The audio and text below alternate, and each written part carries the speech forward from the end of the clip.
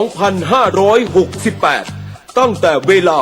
8 นาฬิกาถึง 17 นาฬิกาณหน่วยเลือกตั้งที่ท่านมีชื่ออยู่สามารถตรวจสอบรายชื่อของตนเองว่ามีสิทธิ์เลือกตั้งที่หน่วยใดได้ที่แอปพลิเคชัน Smart Vote ดาวน์โหลดได้ที่ Play Store และ App Store หรือหนังสือแจ้งเจ้าบ้านและหน้าหน่วยเลือกตั้งที่ท่านมีชื่ออยู่เลือกผู้แทนที่ดีเข้าไปแก้ปัญหา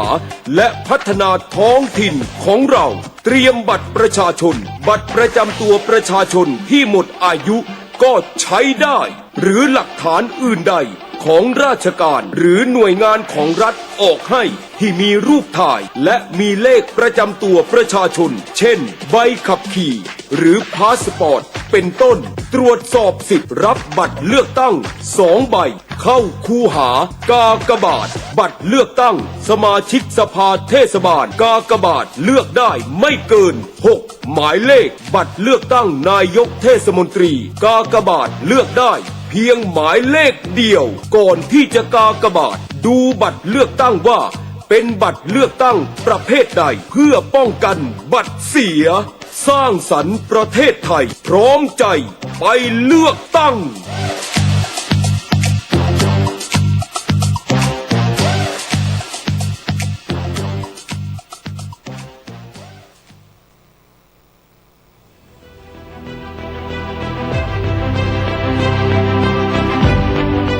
ฉีกบัตรทำลายบัตรเลือกตั้งมีความผิดโทษถึงติดคุกห้ามขายจำหน่ายจ่ายแจกหรือจัดเลี้ยงเครื่องดื่มแอลกอฮอล์ทุกชนิดตั้งแต่ 18 นาฬิกาของวันที่ 10 พฤษภาคม 2568 จนถึง 18 นาฬิกาของวันที่ 11 พฤษภาคม 2568 ฝ่าฝืนมีความผิดติดคุกรับเงินซื้อเสียงมีความผิดโทษถึงติดคุกแจกเงินซื้อเสียงมีความผิดโทษถึงติดคุกถ่ายบัตรเลือกตั้งที่ลงคะแนนแล้วมีความผิดโทษถึงติดคุกโชว์บัตรเลือกตั้งที่ลงคะแนนแล้วมีความผิดโทษถึงติดคุกการละเมิดกฎหมายเลือกตั้งเป็นการทำลายความยุติธรรมในสังคมและบ่อนทำลายอนาคตของประชาชนทุกคนเงินซื้อเสียงอาจให้ประโยชน์ชั่วคราวแต่ความเสียหายที่ตามมาอาจอยู่ตลอดชีวิตจงใช้สิทธิ์อย่างซื่อสัตย์เพื่ออนาคตของคุณเองเลือกตั้งที่โปร่งใสคือรากฐานของประชาธิปไตยต้องไม่รับเงินซื้อเสียงคุณจะเป็นส่วนหนึ่งของการเปลี่ยนแปลงที่แท้จริงด้วยความปรารถนาดีจากสำนักงานคณะกรรมการการเลือกตั้ง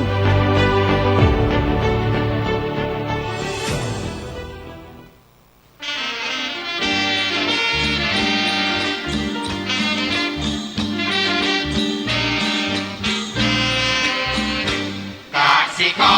รแข็งทำเป็นกระดูกสันหลังของชาติไทยจะเรืองอำนาจเพราะไทยเป็นชาติกสิกรรมกสิกรแข็งทำเป็นกระดูกสันหลังของชาติไทยจะเรืองรายการต่อจากนี้ไป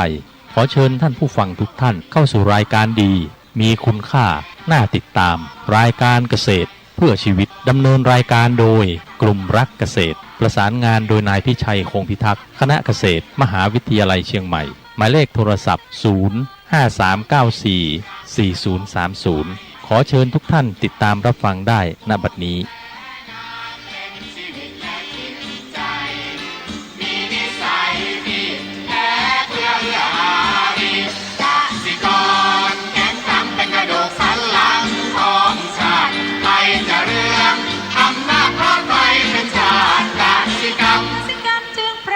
เป็นหลักมัน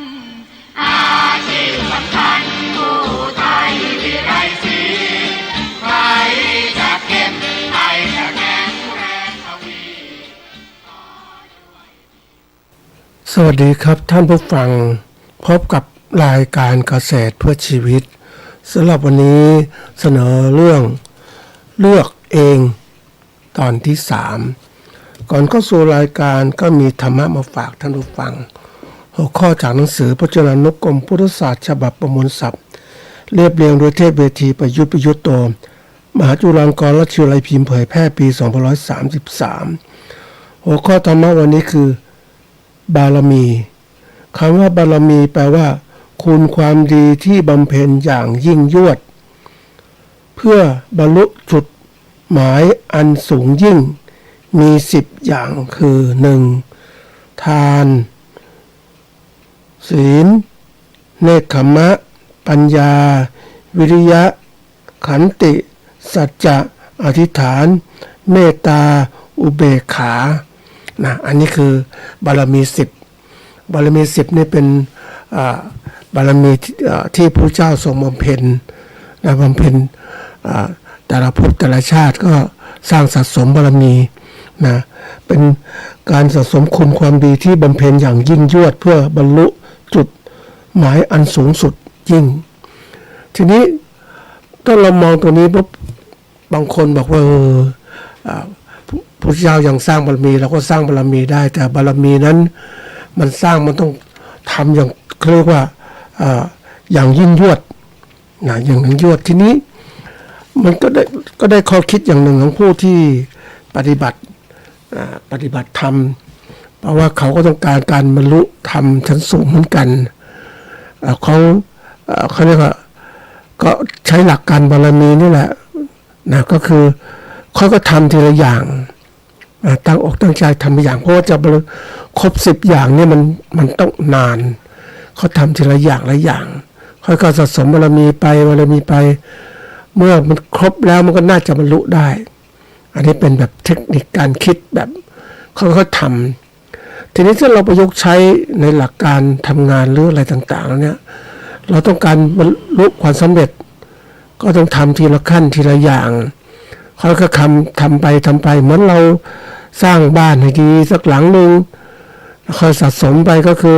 ทำรากฐานทำเข็มทำรากฐานให้ดีมีเสาเข็มดีเสาเข็มทำรากฐานให้ดีรากฐานดีก็ทำต่อเสาต่ออะไรขึ้นไปนะก็เขาเรียกการบรรลุความสำเร็จทีละขั้นละขั้นมันเป็นสิ่งสะสมท่านผู้ฟังการทำอะไรต่างมันสะสมไปเรื่อยๆนะเราไม่รู้เราจะเปลี่ยนแปลงแต่ถ้าเรามีจิตตั้งมั่นว่าเราจะทำบารมีเนี่ยทำไปนะไม่ย่อท้อสักวันหนึ่งก็จะประสบความสำเร็จเมื่อเราเติมน้ำในถังใหญ่ทีละขวดหรือทีละแก้วแล้วแต่จะทำไปสะสมไปที่สุดแล้วบารมีที่เราเป็นเพียรที่เป็นยากยิ่งมันก็สำเร็จได้เพราะนั้นอย่าย่อท้อในการทำงานของเราทุกอย่างบางทีการทำงานเนี่ยมันก็เหมือนกับว่าเขาการสะสมไปนะท่านผู้ฟังจะหวังว่าทำทีเดียวสำเร็จเลยมันงานบางอย่างสำเร็จได้ทำทีเดียวก็สำเร็จแต่ว่าบางอย่างมันต้องอาศัยการสะสมคุณงามความดีมันต้องใช้เวลาใช้ความพยายามมากนะกว่าจะสำเร็จเพราะนั้นบางทีเราทำการงานบางอย่างนะมันก็บอกว่ามันงานมันใหญ่งานมันเล็กอะทำสำเร็จได้ง่ายแต่งานมันใหญ่สำเร็จได้ยากแต่ก็ต้องทำไปเพราะถ้าเราหวังความสำเร็จที่ยิ่งใหญ่มันต้องอดทนอย่างนี้แหละการงานหรือสำเร็จเขาเรียกชีวิตคนก็เช่นกันท่านผู้ฟังอยากบรรลุความสำเร็จของชีวิตก็ต้องทำไปเรื่อยเพราะชีวิตมันเขาเรียกความเป็นอยู่ที่มันยาวนาน70-80 ปีนู่นเราก็ทำในช่วงปฐมวัยก็ตั้งอกตั้งใจเรียนมัธยมวัยก็ทำการทำงานปัจฉิมวัยก็พักผ่อนก็จัดการตามเวลานะถ้าวางแผนตามเวลาได้มันก็สำเร็จได้เร็วนะท่านผู้ฟังนะถึงจังหวัดไหนควรทำอะไรก็รีบทำซะครับวันนี้มาเข้าเรื่องของทางเลือกตอนที่3จะเป็นตอนให้ข้อคิดกับท่านผู้ฟังในการที่ต้องรู้จักมองสิ่งต่างๆที่เราเลือกทั้งหมดที่เราเป็นเราเลือกเองนะเราเลือกเองมันต้องเป็นอย่างนี้ทีนี้มาทวนความเรื่องนึงคือว่าเลือกเนี่ยเลือกคือการทวนความหมายเลือกคือคัดสิ่งที่มีจำนวนมากกว่า1ขึ้นไปเพื่อเอาไว้หรือเอาออกตามที่ต้องการคำว่าเองนี่ก็คือว่าเป็นคำพิเศษที่เน้นแสดงว่าไม่ใช่ผู้อื่นหรือสิ่งอื่นแปลว่าตามลำพังหรือเฉพาะตนรวมความแล้วเลือกเองคือการคัดสิ่งที่มีจำนวน มากกว่าหนึ่งออกจากสิ่งอื่นนะด้วยตนเองนะการเลือกเองเนี่ยเพราะฉะนั้นถ้าเราอยากจะเลือกได้เองได้ดีเนี่ยก็ต้องพยายามพิจารณาตนเองว่าเรามีความรู้สิ่งนั้นไหมเพราะว่าการเลือกเนี่ยมันสิ่งสำคัญก็คือถ้าเราไม่ใส่ใจเราก็จะเลือกผิดพลาดไม่สนใจแต่เราใส่ใจเลือกสิ่งที่ดีแล้วก็นำสิ่งที่ดีนั้นเอามาใช้ทุกอย่างที่เราผ่านมาเนี่ยเราใช้ชีวิตอย่างไรเรานั่นเป็นเราเลือกเองใช่ไหมเราก็พิจารณาถ้ามันสำเร็จเราก็จะพิจารณามันเป็นไม่สำเร็จถ้าไม่สำเร็จก็พิจารณาอีกเหมือนกันเพราะว่าทุกสิ่งทุกอย่างที่เราเลือกเนี่ยมันเป็นตัวบอกถึงความมีสติปัญญาหรือความสามารถของตนเองงั้นเราจะไปโทษคนโน้นนี้ไม่ได้ว่าฉันทำผิดฉันไม่สำเร็จชีวิตไปโทษคนโน้นนี้ไปโทษดวงโทษดาวโทษนู่นโทษนี่ครับนั่นมันแค่เขาเรียกเป็นการหลอกลวงตัวเองเขาเรียกว่าสร้างความสบายใจให้กับตนเองแท้จริงแล้วมันไม่ใช่ทุกสิ่งทุกอย่างมาเลือกมันเป็นผลของการกระทำของตนเองทั้งนั้นผิดหรือถูกอยู่ที่ตนเพราะฉะนั้นบางทีเราอยากจะเลือกให้มันถูกต้องที่สุดก็ต้องพยายามใส่ใจในการมีสติปัญญาในการเลือกสิ่งต่างๆได้เพราะฉะนั้นตรงนี้ที่บอกว่าคนที่มันมีเขาเรียกเส้นทางปฏิบัตินะเส้นทางปฏิบัติมันมีหลายเส้นปฏิบัติแล้วสำเร็จมันมีอยู่เส้นเดียวปฏิบัติไม่สำเร็จก็มีหลายเส้นเหมือนกันไม่สำเร็จมันก็ไม่สำเร็จนี่การปฏิบัติคือทางที่เส้นทางที่เราจะเดินและประสบความสำเร็จเพราะฉะนั้นวันที่เราต้องใส่ใจในทางเลือกของเราว่าเราอยากจะสำเร็จอะไรอยากจะมีชีวิตอย่างไรบ้างต้องเลือกต้องใส่ใจไม่ใช่ปล่อยปละละเลยหรือว่า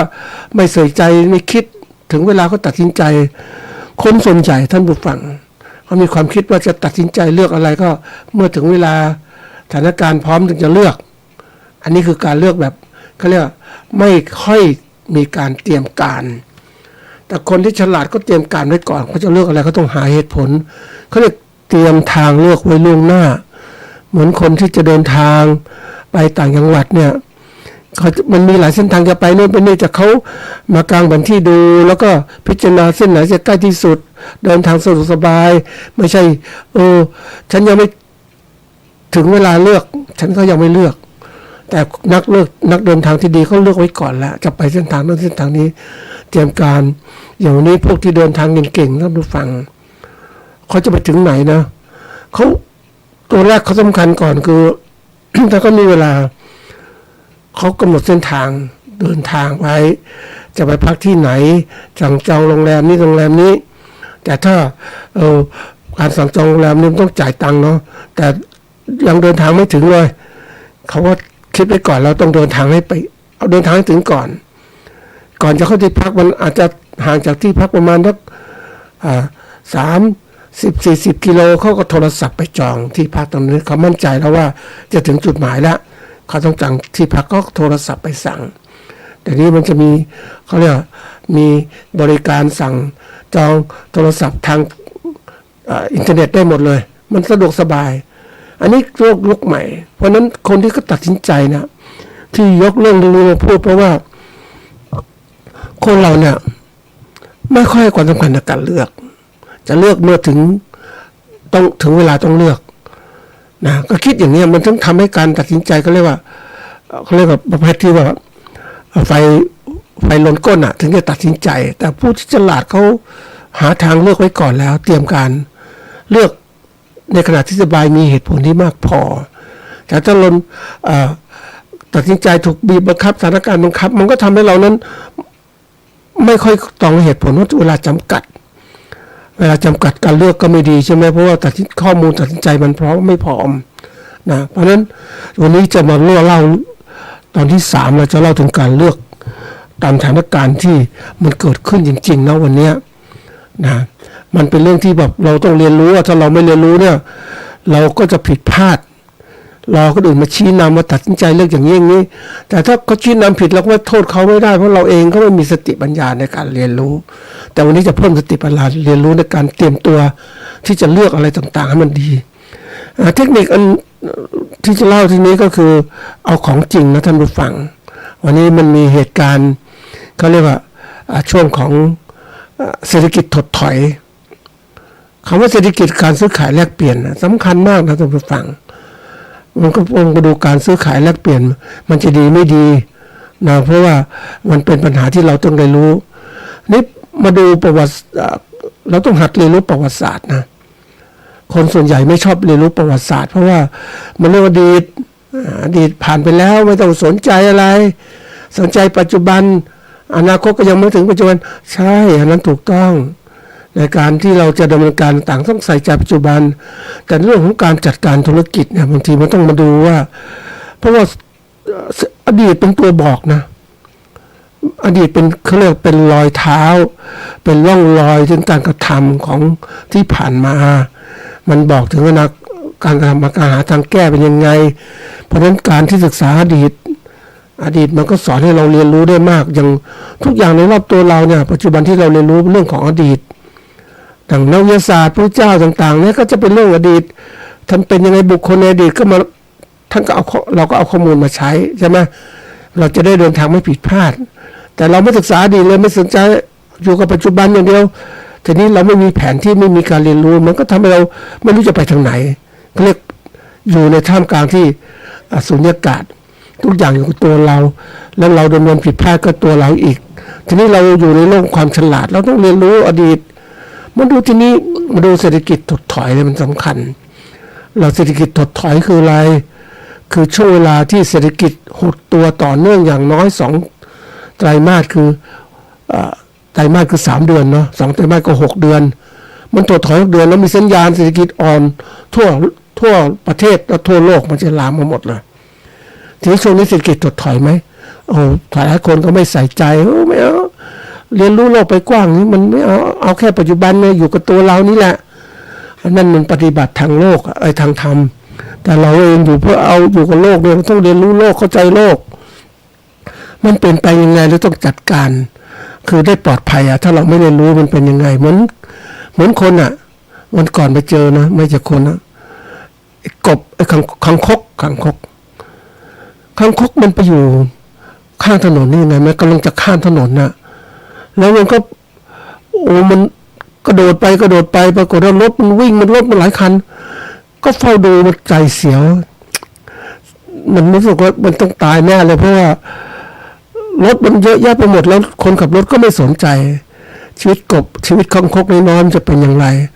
ไอ้คังคกกระโดดไปเรื่อยจะไปถึงข้างถนนเสร็จแล้วมันก็มีรถตัดหน้ารถมาปุ๊บยังไม่ชนมันยังไม่ทับมันนะมันก็หลายคัน1 ที่ 2คันที่ 3มันถอยเลยตอนนี้ข้ามไม่ได้แล้วน่ากลัวมากเลยอะไรก็ไม่รู้มันก็กระโดดกลับมาถอยหลังมา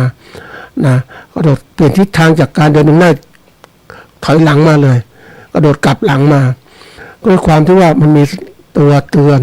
ว่าความตายเข้ามาถ้าคุณไปทางนี้มันจะมีปัญหาก็ใจสบายขึ้นโหมันจะตายจริงๆนะท่านผู้ฟังเพราะเคยเห็นคังคกกระโดดไปอย่างนี้ตายโดยที่ว่ามันไม่รู้มันไม่รู้ว่าเส้นทางนี้อันตรายแต่ถ้ามันเรียนรู้มันก็ปลอดภัยใช่ไหมแต่มันเรียนรู้แล้วเนี่ยมันเสี่ยงแล้วก็การเรียนรู้กว่าจะมันเรียนรู้ว่าโอ้โหมีอะไรตัดหน้ามันโอ้โหความที่มันกระเทือนมันก็รับรู้ได้โอ้โหนี่ถ้าโดนสิ่งนี้มันเร็วมากมันตายแน่มันก็เดินกลับมาอันนี้มันถดถอยเศรษฐกิจเหมือนกันเราต้องรู้สัญญาณเป็นบางคนไม่เคยรู้ท่านผู้ฟังเพราะว่าเกษตรกรไทยหรือผู้ประกอบการธุรกิจหลายคนก็ไม่ได้ที่เกษตรไม่ค่อยรู้เรื่องทางการรู้เฉพาะหมู่บ้านตัวเองประเทศตัวเองนะอันนี้แต่เราต้อง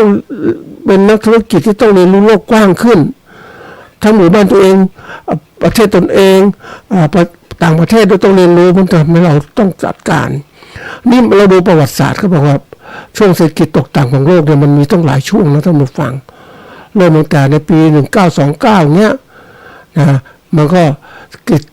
ตกต่ำอย่างมากเลยการ GDP ความเจริญเติบโตประเทศลดลงคนตกงานสูงสถาบันการเงินล้มละลายเนี่ยอันนี้คือตัวหนึ่งตัวที่2วิกฤตน้ำมันนะในปี1973ถึง1979เนี่ยโอเปกลดการผลิตน้ำมันลงส่งผลให้ราคาน้ำมันสูงขึ้นเพราะว่าคนต้องการน้ำมันเยอะราคาสูงขึ้นทีนี้ราคาสูงขึ้นแล้วไม่พอต้นทุนมันสูงขึ้น ต้นทุนน้ำมันมันคือน้ำมันโอเปกมารวมตัวกันได้นะพวกซาอุรวมตัวกันมันก็ลดการผลิตน้ำมันเพื่อต้องการยกระดับราคาน้ำมันสูงขึ้นมันรวมตัวกันได้ก็ราคาน้ำมันก็สูงขึ้นราคาน้ำมันสูงขึ้นอะไรตามมาก็ต้นทุนการผลิตที่สูงขึ้น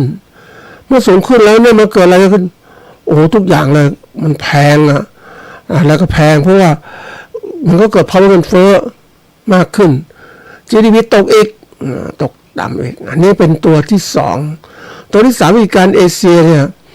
จากประเทศไทยสมัยนั้นเริ่มค่าเงินบาทลอยตัวเงินทุนไหลออกจากเอเชียไหลไปแล้วแล้วก็ประเทศอย่างไทยเกาหลีใต้อินโดนีเซียได้รับผลกระทบอย่างหนักทีเดียวเนี่ยอันนี้คือมันเป็นวิกฤตแปลว่าทางสถานการณ์เป็นตายที่จะเกิดขึ้นทางเศรษฐกิจทีนี้มาถึงว่ายุค2000ยุคที่4คือเรื่องของยุคที่ว่าเริ่มจากฟองสบู่อสังหาริมทรัพย์ในสหรัฐอเมริกานะสินทรัพย์ด้อยคุณภาพนะมันก็พังลงเลแมนบาร์เทอร์เนี่ยล้มละลายบริษัททุนเศรษฐกิจโลกหดตัวอย่างหนักเลยเพราะว่าเนื่องจากว่าการซื้อขายตกต่ำลงอย่างมากเลยมันก็นี่คือครั้งใหญ่ที่สุดแล้ววิกฤตการณ์ครั้งที่5เนี่ยคือวิกฤตการณ์โควิดที่ผ่านมาในปีคศ2020เนี่ยนะก็2 ปีกว่า2020 22 3เนี่ยการปิดเมืองทั่วโลกกระทบการผลิตและการค้าคนไม่เคยเดินทางนะเครื่องบินก็บินน้อยลงนะกลัวติดโรครถโดยสารก็วิ่งกันน้อยเพราะว่าไม่ค่อยมีผู้โดยสารถึงไม่ผู้โดยสารพวกการค้าขายผลิตสินค้ามาเนี่ย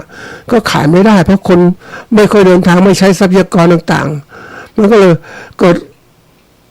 คนตกงานกันมากในหลายประเทศคนตกงานประเทศไทยก็เช่นกันคือบริษัทเนี่ยผลิตสินค้าได้จริงแต่ขายไม่ได้ก็ต้องลดคนงานออกเพราะอยู่ไปก็สิ้นเปลืองลดคนก็ตกงานบริษัทปิดตัวเยอะแยะเลยตลาดหุ้นร่วงหนักนะในปี2020ที่ผ่านมาอันนี้คือเป็นตัวชี้ว่าวิกฤตการเศรษฐกิจมันเป็นอย่างไรมันส่งผลกระทบอย่างไรการซื้อขายสินค้าต่างๆมันหดตัวลงมากคนไม่มีโอกาสในการจะเขาเรียกว่าค้าขายได้มันก็เป็นปัญหาคนไม่มีรายได้ท่านผู้ฟังนี่ตัวชี้วัดเราเห็นได้ว่ารัฐบาลก็เอาตัวชี้วัดคือผลิตภัณฑ์มวลรวมในประเทศมันหดตัวลง2 สัปดาห์อัตราการว่างงานเกิดขึ้นการใช้จ่ายของผู้บริโภคน้อยลงวันนี้ผู้บริโภคใช้จ่ายน้อยลงนะท่านผู้ฟังวันก่อนไปเจอคนที่เขาเรียกว่าปกติเราเป็นคนชอบเที่ยวนะท่านผู้ฟังก็ไปดูในห้างในร้านพวกสถานขายสินค้าส่งต่างๆตลาดคนซื้อสินค้าน้อยลงแล้วจะพยายามซื้อสินค้าที่มีความสำคัญอาหารการกินอย่างเงี้ยเครื่องเสื้อผ้าต่างๆพวกสินค้าพวกนั้นก็ซื้อน้อยเพราะว่ามันไม่จำเป็นนะอันนี้สำคัญมากเลยมันจะเป็นตัวที่ว่าการใช้จ่ายของผู้บริโภคลดน้อยลงคนไม่มีค่อยมีเงินท่านผู้ฟังไปเจอเสื้อผ้ามือสองเนี่ยนะโอ้โหมันแต่ก่อนเนี่ยขายกันชุดละ100ตอนนี้เหลือตัวต่ำสุดนะท่านผู้ฟังตัวละ10 บาท5 บาท10 บาทนะโอ้โหนี่มันคือพยายามจะขายเพราะคนที่ซื้อสินค้า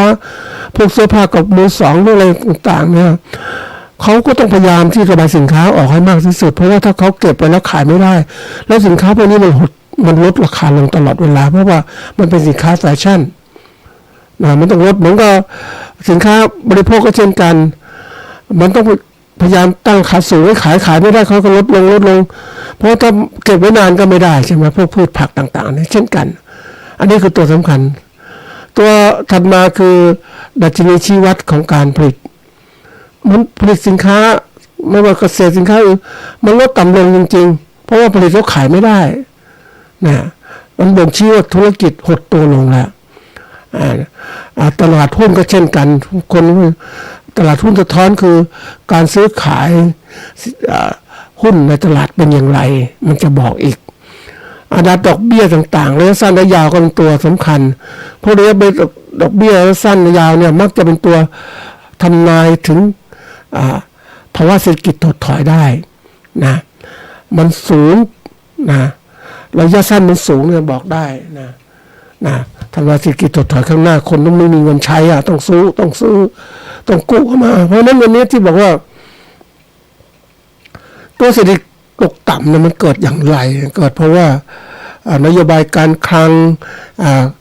การกระตุ้นการใช้จ่ายของรัฐเดี๋ยวนี้รัฐก็พยายามใช้จ่ายประหยัดคือให้แทนที่เอาเงินไปซื้อไปเหมานู่นเหมานี่ให้การก่อสร้างต่างๆเดี๋ยวนี้ก็วิธีการที่รัฐฉลาดนะก็เอาเงินให้ประชาชนนั่นแหละให้ประชาชนเขาเรียกจับจ่ายใช้สอยเพราะว่าถ้ารัฐไปจับจ่ายใช้สอยเนี่ยมันก่อนจะเกิดผลได้ยากได้นานมันไม่เร็วแต่ถ้าให้ประชาชนจับจ่ายใช้สอยเนี่ยมันจะเร็วคนจะจับจ่ายใช้สอยอะไรเศรษฐกิจก็จะเดินไปก่อนเพราะถ้ารัฐจับจ่ายใช้สอยเนี่ยมันไปจับจ่ายสอยในพวกของอินฟราสตรัคเจอร์มันเยอะมากนะมันให้ประชาชนมาจับจ่ายใช้สอยก็คือการให้เงินมาคืนให้กับประชาชนดังคนละหมื่นนี่ก็ตัวอย่างนะบางทีเรื่องของการเพิ่มการจับจ่ายคือรัฐครึ่งหนึ่งประชาชนครึ่งหนึ่งก็คือกระตุ้นทำให้คนเอาเงินมาจ่ายแล้วก็รัฐก็ช่วยทำให้เศรษฐกิจมันหมุนเวียนแทนที่จะหยุดนิ่งเลยถ้าเศรษฐกิจหยุดนิ่งนะท่านผู้ฟังมันก็เหมือนรถไฟตอนที่มันจะเคลื่อนที่แรกๆมันสตาร์ทตัวได้ยากมากเลยเพราะมันล้อจะหมุนมันใช้พลังงานผลักดันมากเลยแต่ถ้ามันหมุนไปแล้วมันเคลื่อนที่ไปแล้วเติมนิดหน่อยก็เร่งความเร็วได้เลยนี่ตัวอย่างเศรษฐกิจก็เช่นการซื้อขายจำเป็นต้องมีเงินที่ไหลวนเวียนอย่างที่วันนี้รัฐกระตุ้นการจัดจ่ายลดภาษีช่วยเหลือเงินเยียวยาต่างๆหลายโครงการทีเดียวสวัสดิการต่างๆแล้วนั่นคือเงินของรัฐที่มากระตุ้นเหมือนกับการหมุนเวียนนโยบายการเงินก็แน่นอนลดอัตราดอกเบี้ยผ่อนคลายมาตรการสินเชื่อซื้อพันธบัตรต่างๆแต่ว่าที่ผ่านมาประเทศเราก็ยังไม่ค่อยกว่าเรียกนโยบายการเงินกับนโยบายการคลังมันไม่ค่อยไปด้วยกันคำว่าการเงินนี่มันเปลี่ยนการคลังอยู่ภายใต้การเมืองรัฐบาลพวกผ่านการใช้จ่ายและการเก็บภาษีนะไอ้การเงินเนี่ยอยู่ภายใต้การเมืองการของธนาคารแห่งประเทศไทยซึ่งก็เป็นตัวหนึ่งที่มันยังขัดแย้งกันอยู่อีกฝ่ายหนึ่งก็ไม่ยอมลดฝ่ายธนาคารนโยบายการเงินของรัฐเนี่ยก็ยังคงดอกเบี้ยสูงไว้คนก็ไม่กล้ายืมเงินต่างๆมันหมุนเวียนมันก็ทำให้เศรษฐกิจไม่คล่องตัวเกิดขึ้นนี่คือผลที่เกิดขึ้นเราเห็นได้ตัวเนี้ยเพราะนั้นวันนี้เราเห็นได้ปุ๊บเราก็รู้ว่าต้องพยายามดูว่าทำยังไงเนี่ยมันเกิดขึ้นแล้วนะคือเอาความจริงมาพูดให้ท่านผู้ฟังอาจจะบอกว่ามันทำไมมันเป็นเรื่องเกษตรต้องไปรู้เรื่องตรงนี้มันมีความจำเป็นนะท่านผู้ฟังเกษตรถ้าพูดถึงเกษตรถ้าคุณไม่เรียนรู้สิ่งแวดล้อมภายนอกที่เกี่ยวข้องกับเกษตรคุณก็เกษตรแบบว่าทำไปศูนย์เปล่าทำไปแล้วคุณก็ขาดทุนเปล่าแต่เราต้องเรียนรู้ว่ามันมีอะไรปัจจัยเกี่ยวข้องปัจจัยแวดล้อมกับเกษตรของเราคือเศรษฐกิจสังคมการเมืองการปกครองสิ่งแวดล้อมที่เกี่ยวข้องหมดเลยมันเป็นก็เรียกมันเป็นระบบสิ่งแวดล้อมระบบของเรารอบระบบของเราระบบการของเราคือระบบการผลิตและการจัดการเรื่องการตลาดอย่างเงี้ยเราต้องเรียนรู้ถ้าไม่เรียนรู้เนี่ยมันก็กลายเป็นคนที่ทำเกษตรไปแล้วเนี่ยขาดทุนเหมือนที่เราเป็นอยู่ที่ผ่านมานั่นแหละจริงการเกษตรของเราเนี่ยพูดตรงๆนะถ้าเราเปิดวิสัยทัศน์ด้วยความรู้ความสามารถให้กับเกษตรกรไทยเนี่ยเขาก็จะรุ่งเรืองเกษตรที่รุ่งเรืองเหมือนต่างประเทศเกษตรกรรวยแต่ถ้าเราไม่ศึกษาเหมือนกับที่ผ่านมานู้นในอดีตเกษตรกรมีความรู้แค่นี้ก็พอแล้วไม่ต้องคิดอะไรมากทำไปเถอะหลังสู้ฟันเราสู้ดินไปเถอะอย่างเนี้ยเราทำไปเพื่อใครเพื่อตัวเราเพื่อตัวเขาใช่ไหมเราทำเพื่อตัวเราและตัวเขาที่เราจะอยู่ได้ด้วยกันแต่เขาบอกว่าเราทำอย่างนี้คุณคิดแค่นี้พอแล้วคุณได้เป็นเขาเรียกทำอย่างเนี้ยทำให้สินค้าเกษตรมีมากขึ้นฉันเป็นคนชั้นกลางนะฉันก็ซื้อสินค้าและเกษตรที่ถูกเพราะว่าถ้าให้เกษตรกรเข้มแข็งเมื่อไรนะเกษตรกรจะรวมตัวกันเป็นนะโอ้สินค้าเกษตรก็มุ่งจะบีบนู่นบีบนี่ได้เนี่ย เดือดร้อนรัฐบาลก็ฉลาดนะก็เรียกมันเป็นธรรมชาติของรัฐบาลนะท่านผู้ฟังรัฐบาลบางรัฐบาลก็ทำให้ประชาชนไม่ต้องคิดอะไรมากอยู่ภายใต้การปกครองฉันก็พอแล้วนะมันเป็นหลักความจริงนะท่านผู้ฟังก็บอกว่ารัฐบาลพยายามทำให้ประชาชนที่ปกครองนั้นเขาเรียกว่าไม่ฉลาดในประเทศด้อยพัฒนานะถ้าประชาชนฉลาดปุ๊บเนี่ยมันปกครองยากนะเพราะนั้นทำให้ประชาชนโง่นะนี่ก็ประเทศหนึ่งอีกกลุ่มหนึ่งคือเวลาประเทศเจริญเนี่ยประเทศประชาธิปไตยเขาเนี่ยเขาจะบอกว่าเฮ้ยทำให้คนทุกคนที่ฉลาดได้เก่งได้มองโลกกว้างนั่นคือประชาธิปไตยนะมันก็มีความคิดความอ่านพัฒนาในเรื่องนี้มันจะคิดออกว่าการเป็นประเทศเผด็จการไม่ว่าเป็นคอมมิวนิสต์หรือว่าเผด็จการต่างๆที่มันเป็นอยู่นะนั่นคือการบีบบังคับให้ประชาชนไม่เรียนรู้เนี่ยเรื่องต้องเรียนรู้ใช่ไหมแต่ที่ผ่านมามีใครเรียนรู้ตรงนี้มั้ยมีสื่อไหนบ้างให้ความรู้ส่วนใหญ่จะเก็บเงียบนะเพราะว่าอะไรก็ถ้าทำมากเกินไปเดี๋ยวพวกเผด็จการที่มันมีอำนาจก็จะเล่นงานตัวเองแต่วันนี้ต้องบอกจริงท่านผู้ฟังว่าเราเองเนี่ยต้องพยายามนะท่านผู้ฟังว่าเราเป็นผู้ประกอบการเกษตรหรือเกษตรกรต้องเรียนรู้ทุกเรื่องมันเป็นเราต้องเป็นนักธุรกิจอะนักธุรกิจเนี่ยเขาทำกำไรเขาคิดนู่นคิดนี่คิดประกอบการผลิตยังไงตลาดอย่างไรก็จะมีกำไรสูงสุดแต่ถ้าเราคิดเล็กๆมันคิดไปแค่ผลิตมันนึกถึงเราคิดแค่ทำยังไงเนาะนะเราจะผลิตข้าวได้ดีมันมีปูนานะสมัยก่อนนะโหยไอ้ปูนี่มันเวลาเราดำนาไปเนี่ยมันจะดำนาไปแล้วมันจะมากินต้นข้าวของเราครั้งแรกก็ไม่เคยคิดมันจะกินนะมันใช้ก้ามของมันมาตัดต้นข้าวแล้วก็ปากเล็กๆเขามันขี้ต้นอ่อนข้าวกินโอ้มันก็ต้นข้าวที่เราปลูกก็ถูกไอ้ปูกินนี่เราก็แก้ปัญหาที่ก็จะจัดการปูแล้วก็ไปจับมันมาเอามาต้มกินทีนี้บางทีมันเยอะทำไงดีไม่ไหวนะก็ไปซื้อยาเบื่อมาฆ่าปูนี่มีความคิดนะเราคิดแค่นี้เพื่อต้นข้าวจะเริ่มโตแต่เราไม่รู้ว่าข้าวที่ผลิตมาจะโตจะขายได้ดีไหมแต่ไปเห็นแนวคิดในการประเทศบางประเทศที่เขาทำธุรกิจการค้าเขาเก่งเนี่ยประเทศเวียดนามเนี่ยเขาก็แทนที่ปลูกข้าวเอาข้าวมาขายได้เท่าไหร่ไร่ละประมาณตันกว่าหรือ1,000 กว่ากิโลขายได้เลยแต่ฉันปลูกข้าวให้ปูมากินปูมากินก็จับปูมาขายไปเลี้ยงปูไปเลยปูมากินไปอะไรไปฉันก็ได้ปูขายมันคุ้มกว่ากันไหมใช่ไหมขายได้มากกว่าเนี่ยในเวลานั้นไม่ต้องนานก็ขายได้เงินแล้วมันขึ้นอยู่เทคนิคการคิดพิจารณาใช่ไหมเนี่ยการที่เราจะต้องเรียนรู้โลกกว้างขวางขึ้นทำเราฉลาดในการหาทางออกใช่ไหมนี่คือตัวอย่างทีนี้ที่เล่าสถานการณ์เศรษฐกิจมันเกิดขึ้นมาเนี่ยเราจะแก้ปัญหาอย่างไรแล้วมันเรื่องใหญ่นะท่านผู้ฟังเพราะว่าเศรษฐกิจมันเขาเรียกว่ามันตกต่ำเนี่ยมันวันนี้มันตกนะท่านผู้ฟังดูแล้วมันที่พยายามจับจ่ายใส่เพราะคนได้เงินจากรัฐบาลมาให้เนี่ยแหละ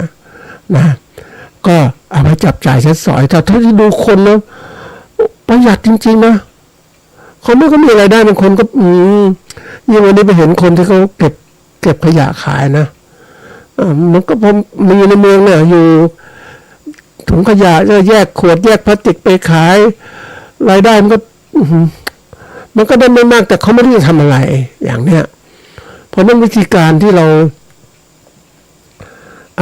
มาถึงการที่เราอยู่ในโลกนี้เราต้องเข้าใจความเป็นจริงของโลกและหาทางปรับตัวให้ได้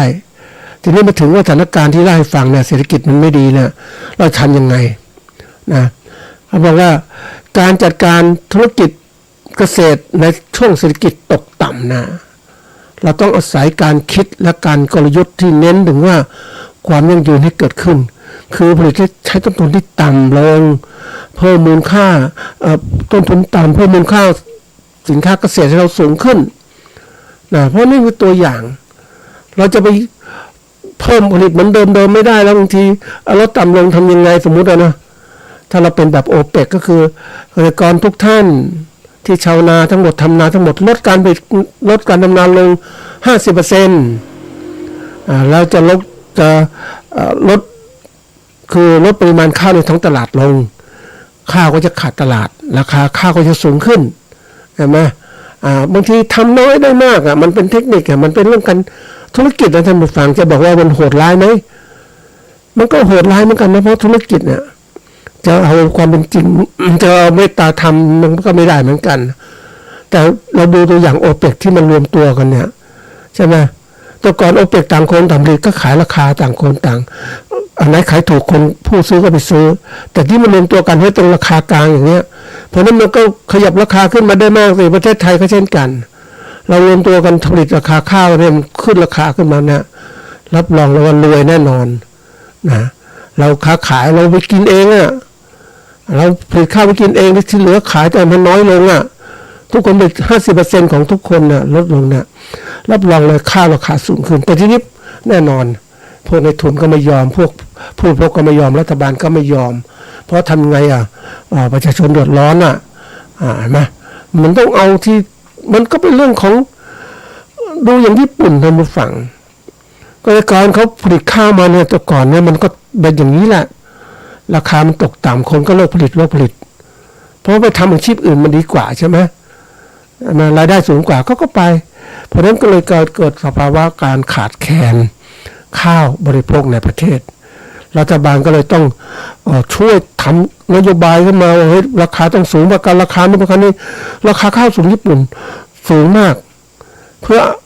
ให้เกษตรกรผลิตได้เงินได้คุ้มค่าแล้วก็มีนโยบายกีดกันการค้าสินค้าข้าวจากต่างประเทศไม่ให้เข้าปกป้องเกษตรกรญี่ปุ่นเลยนี่มันเป็นเขาเรียกอะไรเหมือนขายในหินนะท่านผู้ฟังเพราะคนญี่ปุ่นก็กินข้าวเหมือนกัน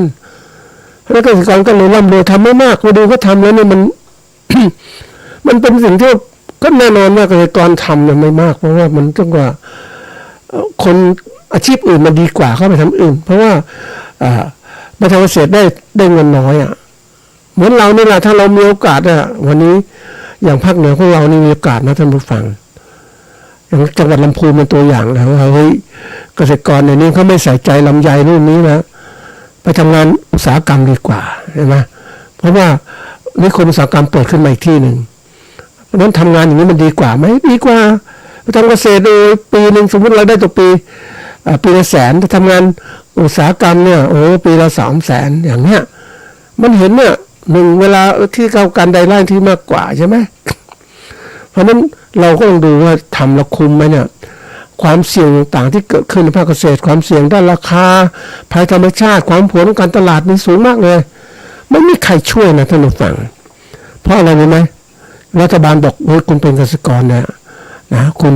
จัดการตัวเองคุณรับผิดชอบเองนะนี่คือว่าคุณเลือกเองแต่ว่ารัฐบาลก็สนับสนุนชดเชยนั่นชดเชยนี่กันบางทีเสียหายเขาก็ไม่ชดเชยคุณไปลอกเลียนมาสิเห็นไหมราคาข้าวตกต่ำคุณหาทางไหมราคามันก่อนมีโอกาสเจอท่านผู้ฟังเกษตรกรเขาก็พูดคือที่จังหวัดเลยเนี่ยเขามีเกษตรกรปลูกปาล์มน้ำมันปลูกยางพารานะ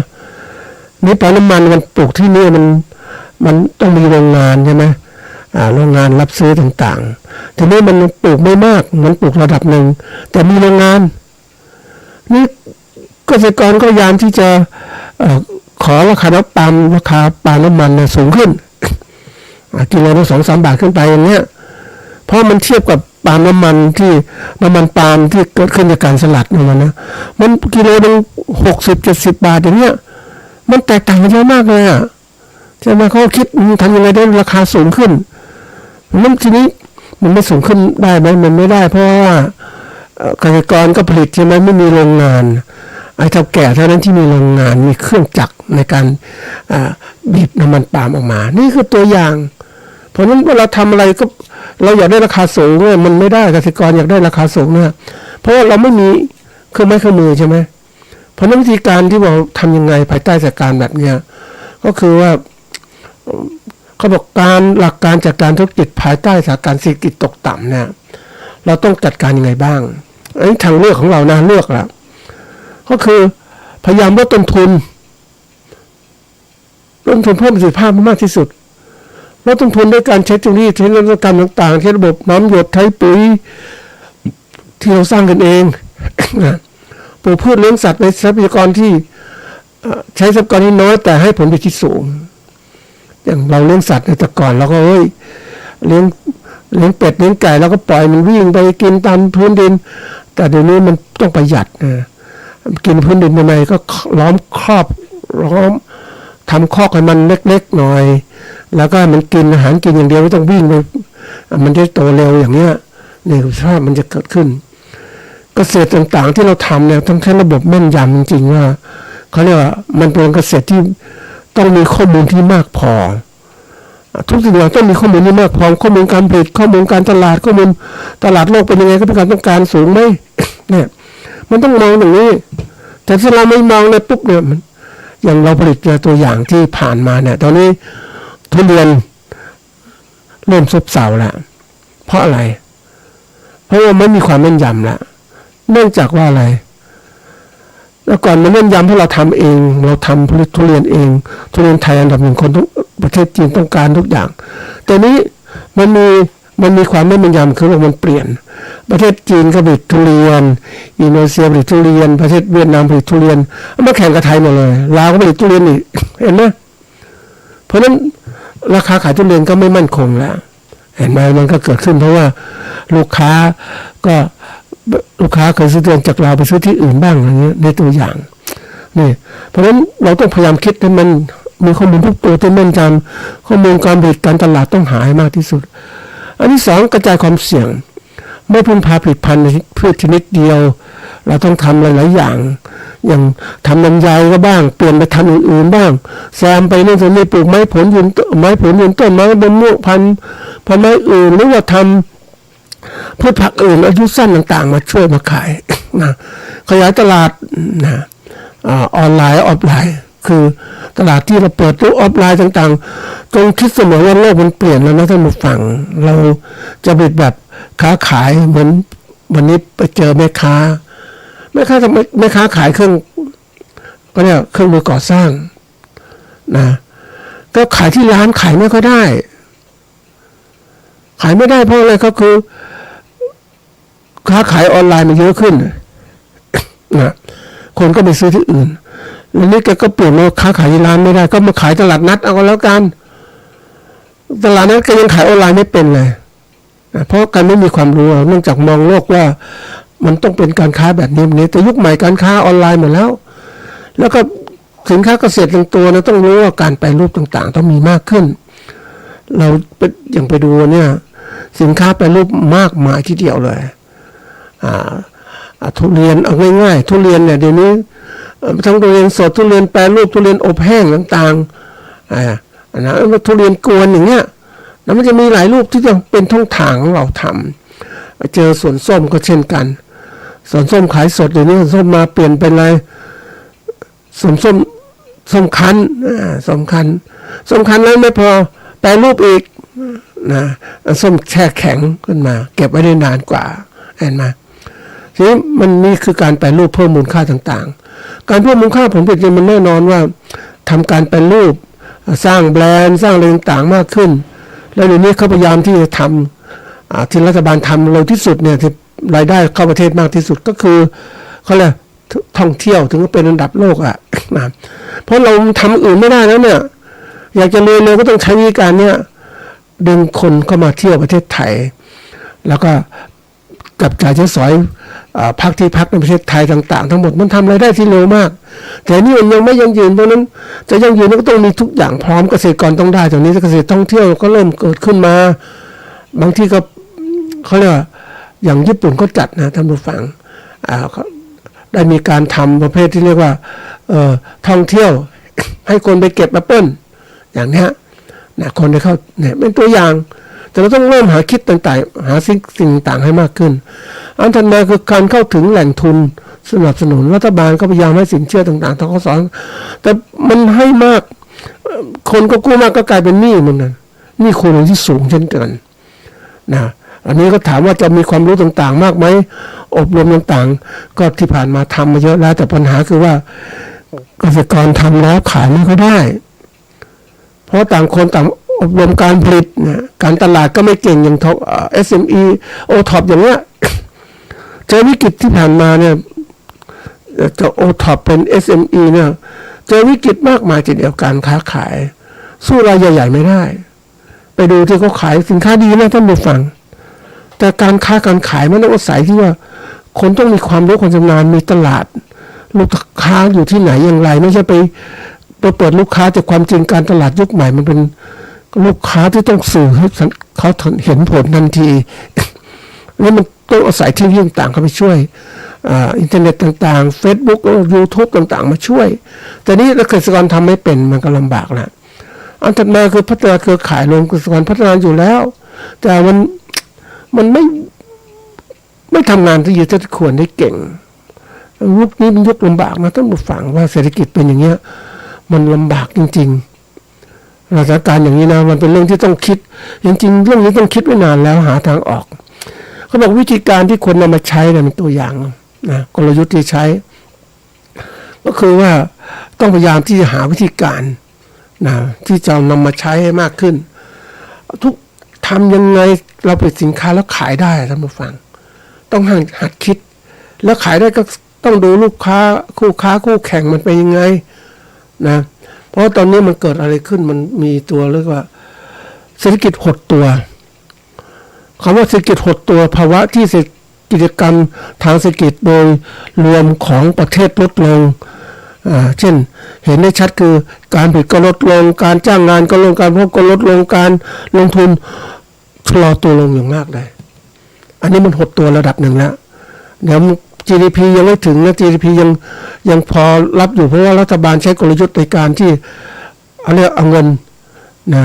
เงินดิจิตอลที่มาแจกนี่แหละนะช่วยไปแต่ถ้าสักพักมันไม่หมุนมันก็ลำบากทีเดียวต้องหมุนให้ได้เพราะนั่นที่บอกว่าวิธีการที่จะผ่านตรงนี้ได้นะก็คือความมั่นใจการของผู้บริโภคที่จะจ่ายเงินเนี่ยนะเขามีเงินที่จะจ่ายไหมวิกฤตการเงินเป็นยังไงภัยธรรมชาติเป็นไงโรคระบาดเป็นไงเงินเฟ้อดอกเบี้ยสูงทำไงเนี่ยวันนี้เรายังกึ่งนะท่านผู้ฟังสินค้าก็แพงพอสมควรจะเริ่มแพงขึ้นอย่างข้าวจานละ30-40ก็กลายเป็น50อย่างเงี้ยนะดอกเบี้ยก็ยังไม่เพิ่มขึ้นดอกเบี้ยเงินฝากก็เท่าเดิมมัน1 บาทไม่ถึง1 บาทต่อปีอย่างเงี้ยมันเป็นการรัฐบาลคือไม่อยากให้คนฝากเงินเอาเงินมาใช้เอาไปลงทุนอื่นเพราะว่ามันจะคุ้มค่ากว่าจะฝากเงินเนี่ยตัวอย่างนั้นเพราะในนี้โรคระบาดก็ยังมีอีกคิดหาทางออกเพราะว่าเป็นวิกฤตที่ยังคงอยู่อย่างมลภาวะเกิดขึ้นนี่ดัชนีชี้วัดในความหดตัวต้องดูนะท่านผู้ฟังนะต้องดูว่าการว่างงานเพิ่มขึ้นไหมนะการผลิตการจ่ายสับจ่ายใช้สอยลงทุนต่างๆเป็นยังไงของประชาชนการพวกของภาคเอกชนเป็นยังไงนะดัชนีชี้วัดเนี่ยผู้จัดเรียกว่าดูการหดตัวเศรษฐกิจต้องดูเรื่องเศรษฐศาสตร์ด้วยการค้าปลีกเป็นยังไงอันนี้การค้าปลีกนะมันยากเหมือนกันนะท่านผู้ฟังดูแล้วตรงนี้มันถามว่าการดูการซื้อสินค้าของผู้บริโภคโดยเฉพาะยิ่งสินค้าเกษตรเนี่ยมันน้อยลงนะทุกคนแต่ก่อนค่าเงินมันมีค่ามากนะซื้อได้มากก็ซื้อเยอะๆเลยอ่ะแต่นี้ค่าเงินมันสินค้ามันแพงนะท่านผู้ฟังอย่างไปเจอปลานะก่อนปลาไม่แพงปลาแห้งเลยนะปลาแห้งนี่กิโลนึง200-300 บาทแต่ตอนนี้ปลาแห้งกิโลนึง400-500 บาทนะท่านผู้ฟังมันจะซื้อได้มากไม่ได้ไม่มากเหมือนเดิมรายได้ค่าเงินจ้างงานเนี่ยท่านผู้ฟังยังไม่เพิ่มเลย300 กว่าบาทอย่างเนี้ยมันน้อยอ่ะบางคนขึ้นมา350 บาทคงต้องทำเพราะไม่รู้จะทำอาชีพอะไรนะอันนี้เรื่องของการมันกระเทือนการค้าปลีกมันบอกเห็นว่าเป็นอย่างนี้อย่างคนไทยเนี่ยที่เราคนใช้แรงงานนะถ้ามีแรงงานคนไทยเองเนี่ยนะคนไทยเขาหนีไปทำงานต่างประเทศมันรายได้สูงกว่าแรงงานไม่ใช่ก็แรงงานพม่าเข้ามา ราคาถูกก็จะร้องเรียนเลยได้ เพราะว่าเขาก็ต้องการหาเงินทำงานมันก็เลยกลายเป็นว่าแรงงานคนไทยที่จะได้เพิ่มสูงกว่านี้ไม่มีแล้วเพราะมันมีเขาเรียกว่าซัพพลายผู้ที่จะเขาเรียกว่าอุปทานในการที่จะมีแรงงานสำรองมาเยอะมากนะอันนี้เรื่องจริงเพราะนั้นวันนี้ที่บอกว่าเราเองเนี่ย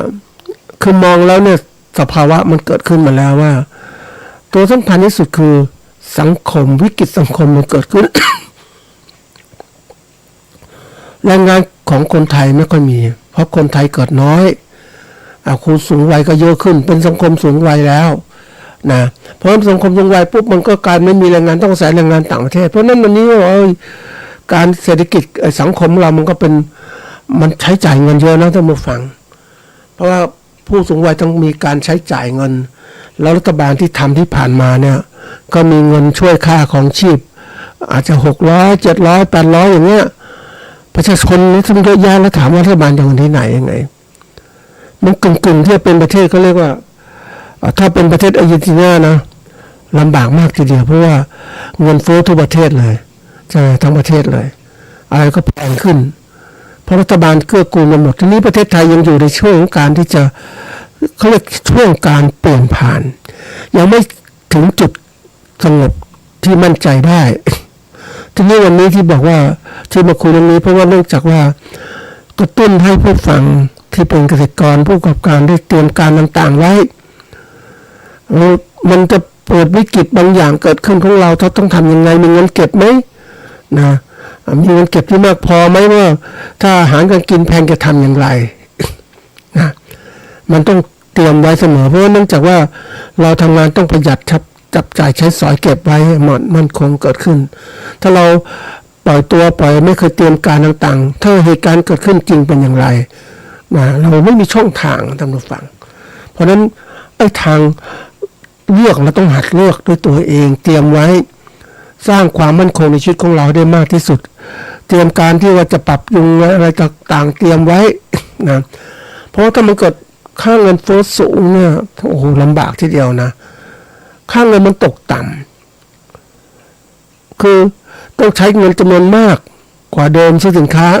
เท่าจำนวนเดิมเนี่ยนะสมมติว่ายังไปเจอปลาในอันนี้ชอบกินปลาเนาะปลาแต่ก่อนเขาขายนะกิโลนึงฟังดูดีท่านผู้ฟังสมมติกิโลละ300 บาทมันดูดีมันก็ยังทีนี้ปรากฏว่าเดี๋ยวนี้มันขึ้นไปขีดละ50 บาท